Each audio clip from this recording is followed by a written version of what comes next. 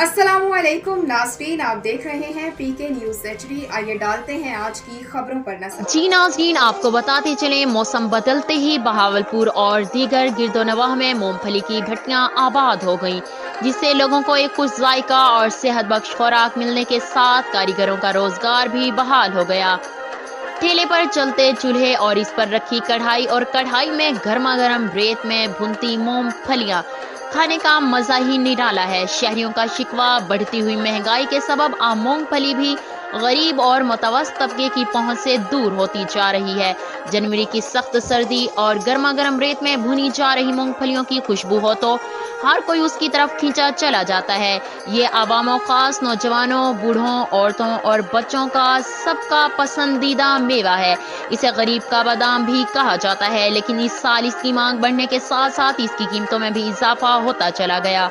शहरियों का शिकवा है कि पिछले साल की निस्बत मूंगफली की कीमत में बहुत ज्यादा इजाफा और महंगाई का सामना करना पड़ रहा है, जिसके बाइस गरीब लोग भी कभी कभार ये खरीद लिया करते थे, लेकिन अब ये नया इजाफा इनके लिए परेशान कुन है।